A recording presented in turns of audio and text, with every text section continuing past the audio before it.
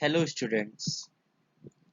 आज हम टॉपिक जो पढ़ने वाले हैं वो है रिकॉन्स्टिट्यूशन ऑफ पार्टनरशिप। पार्टनरशिप में इससे पहले हम लोगों ने पढ़ा फंडामेंटल्स और गुडविल की वैल्यूएशन। ये नेक्स्ट पार्ट है पार्टनरशिप का, जिसमें हम पार्टनरशिप रिकॉन्स्टिट्यूशन पढ़ेंगे। तो देखते हैं आगे। तो पार्टनरशिप सबसे पहले होती क्या है? तो partnership is the relation between persons who have agreed to share the profit of a business carried on by all or any of them acting for all। इसका मतलब क्या है? पार्टनरशिप की डेफिनेशन क्या कहती है कि पार्टनरशिप जो है वो है रिलेशन बिटवीन पर्सन्स, लोगों के बीच में रिलेशन है जिन्होंने एग्री किया है to share profit of a business का प्रॉफिट शेयर करने के लिए एग्री किया है। वो क्या है? हमारी पार्टनरशिप।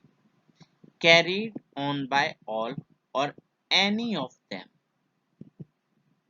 या तो सारे लोग मिलके बिजनेस वो कैरी करें, चलाएं, या फिर कोई एक बंदा भी चलाए, एक्टिंग फॉर ऑल, सबके लिए। इसको पार्टनरशिप कहा गया है। तो जो पार्टनरशिप एग्रीमेंट हमारा होता है वो डिफाइन करता है रिलेशनशिप पार्टनर्स के बीच में। जब भी पार्टनरशिप एग्रीमेंट की टर्म्स जो हैं वो चेंज होती हैं तो वहां पे कहा जाता है कि पार्टनरशिप का क्या हुआ है? रिकॉन्स्टिट्यूशन। तो कब? जब टर्म्स ऑफ एग्रीमेंट चेंज होंगे हमारे, तो हम कहेंगे पार्टनरशिप का क्या हुआ है? रिकॉन्स्टिट्यूशन हुआ है। टर्म्स ऑफ एग्रीमेंट चेंज होना है तो रिकॉन्स्टिट्यूशन ऑफ पार्टनरशिप हो जाएगा। तो हम ये कह सकते हैं कि any change in existing agreement of partnership is reconstitution of the firm. Firm का रिकॉन्स्टिट्यूशन होगा जब एग्जिस्टिंग पार्टनरशिप एग्रीमेंट में कोई भी बदलाव आता है। As a result, existing agreement comes to an end and new agreement comes into existence। जो पुराना एग्रीमेंट है वो खत्म हो जाता है पार्टनरशिप का, और नया एग्रीमेंट बनता है, एग्जिस्ट हो जाता है, क्रिएट हो जाता है, और फर्म जो है वो कंटिन्यू रहती है, मतलब बिजनेस चलता रहता है। तो फर्म को रिकॉन्स्टिट्यूटेड हम कब मानेंगे? जब प्रॉफिट शेयरिंग रेशियो चेंज हो गया पार्टनर्स के बीच में, एग्जिस्टिंग पार्टनर्स जो भी उन्होंने अपना प्रॉफिट शेयरिंग रेशियो चेंज किया, तब हम मानेंगे रिकॉन्स्टिट्यूशन हो गया है। एडमिशन ऑफ पार्टनर हो जाए, न्यू पार्टनर को एडमिट कर ले हम, एबीसी पार्टनर है, नया पार्टनर हम डी लेके आते हैं, तो यहाँ पे रिकॉन्स्टिट्यूशन मानेंगे। रिटायरमेंट ऑफ पार्टनर, पार्टनर थे एबीसी, सी रिटायर हो गया तो सी ने बिजनेस से ऑप्ट आउट कर लिया, सी ने कहा कि अब मैं बिजनेस में कैरी नहीं करूंगा, तो रिटायरमेंट हो गया। या डेथ हो जाए किसी पार्टनर की, एबीसी पार्टनर्स थे, सी की डेथ हो गई, तो हम कहेंगे कि ए बी अब बचे, तो डेथ ऑफ पार्टनर में फर्म का क्या मानेंगे हम? रिकॉन्स्टिट्यूशन। क्यों? क्योंकि एग्जिस्टिंग एग्रीमेंट जो है वो चेंज हो गया। इन सभी केसेस में जब प्रॉफिट शेयरिंग रेशियो चेंज किया, या न्यू पार्टनर का एडमिशन हुआ, या रिटायरमेंट हुआ, या डेथ हुई, तो इस केस में जो एग्जिस्टिंग एग्रीमेंट था वो तो खत्म हो गया, क्योंकि पार्टनर्स ने अपना प्रॉफिट शेयरिंग रेशियो इसमें चेंज किया है पहले केस में। दूसरे केस में नया पार्टनर आया तो प्रॉफिट शेयरिंग रेशियो इसमें भी चेंज होगा, और नया पार्टनर आया तो नया एग्रीमेंट बनेगा, रिटायरमेंट में भी नया एग्रीमेंट बनेगा, और डेथ में भी नया एग्रीमेंट बनता है। तो इनके इस वजह से इनको रिकॉन्स्टिट्यूशन कहा जाता है। एक और चीज है अमलगमेशन ऑफ टू और मोर पार्टनरशिप फॉर्म्स।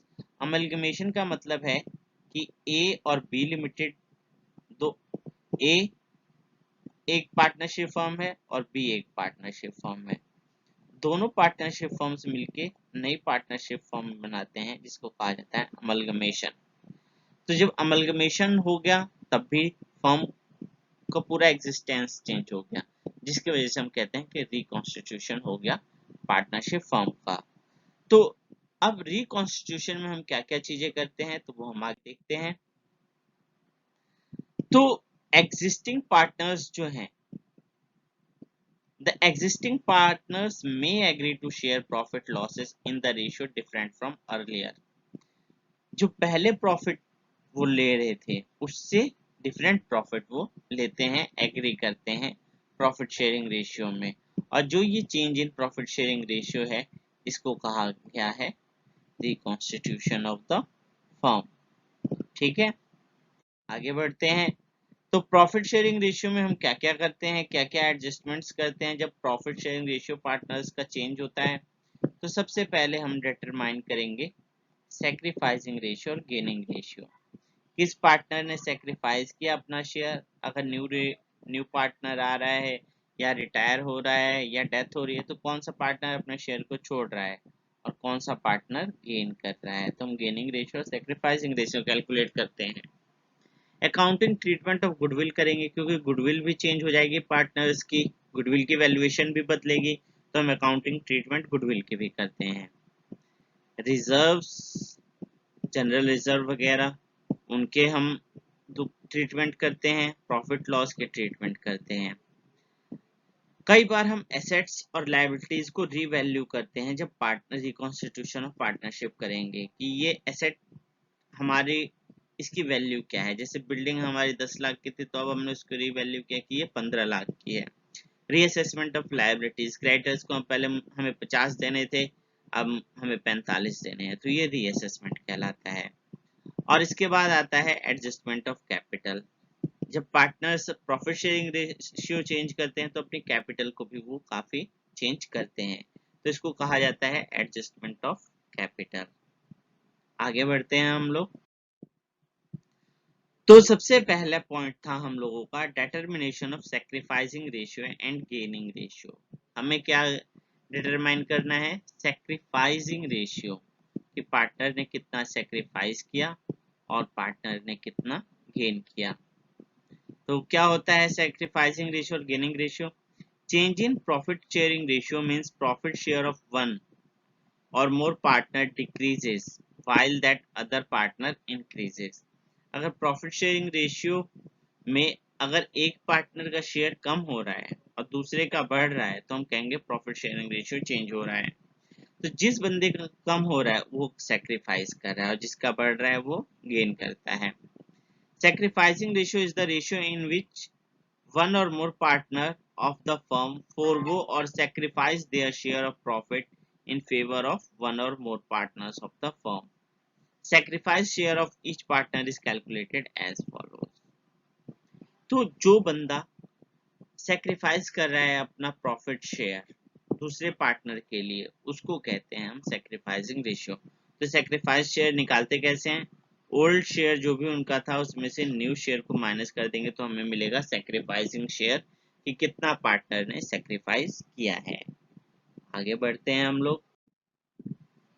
अब आता है हम लोगों का गेनिंग रेशियो। गेनिंग रेशियो क्या है, gaining ratio is the ratio in which one or more partner gain share of profit. इसमें गेन कर रहा है, वहां पे क्या कर रहा था, सेक्रीफाइस।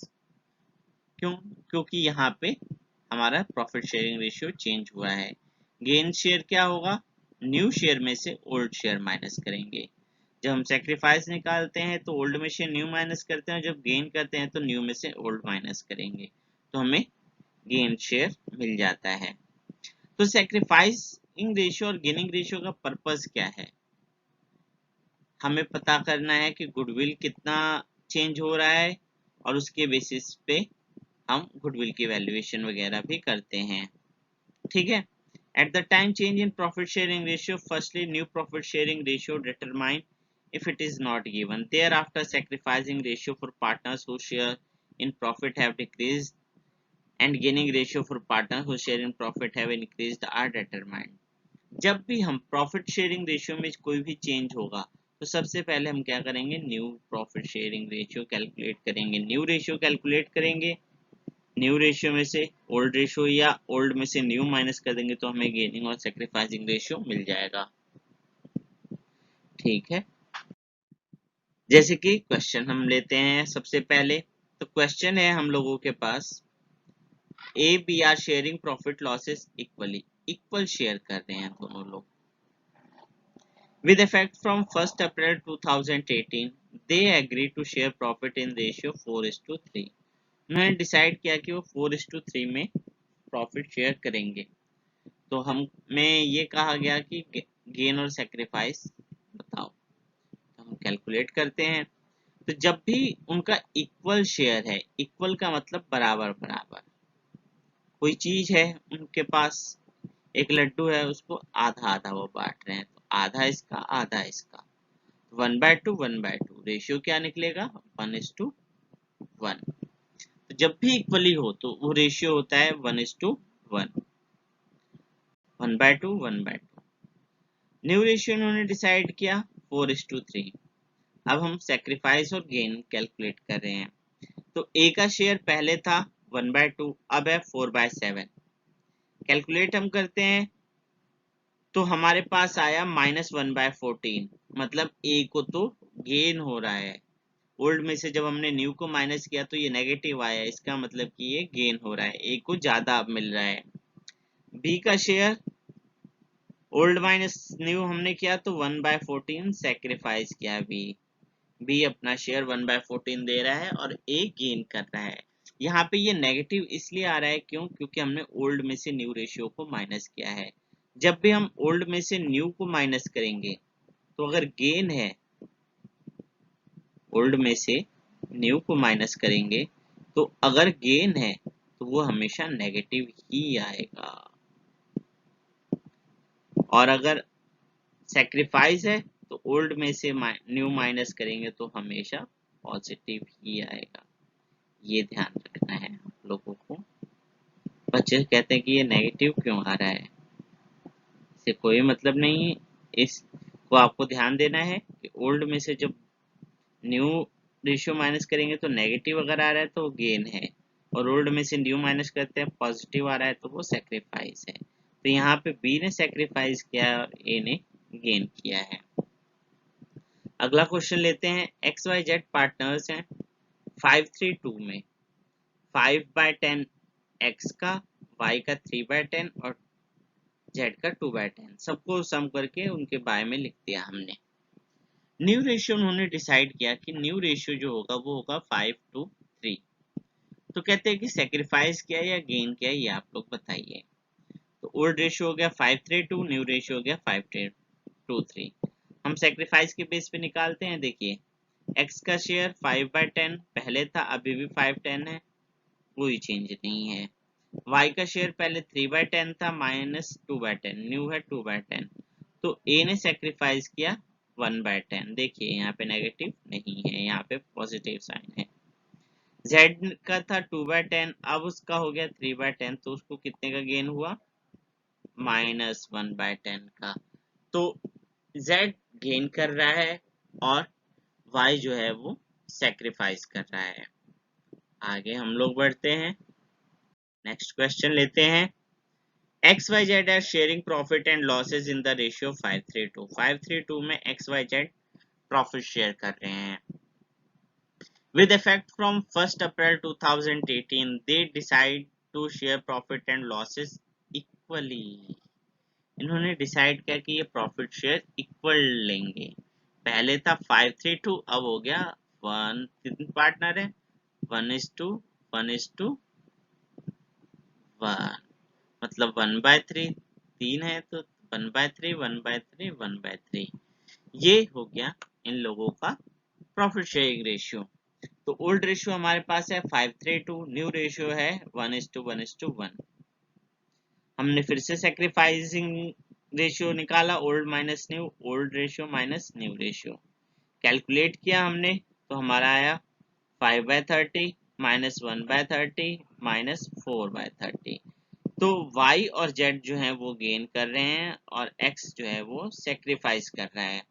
अब ये कैलकुलेट हमने कर लिया। यहाँ पे हमें ये लाइन लिखनी जरूरी होती है कि कौन गेन कर रहा है और कौन सेक्रीफाइस कर रहा है। ठीक है, नेक्स्ट देखते हैं क्वेश्चन।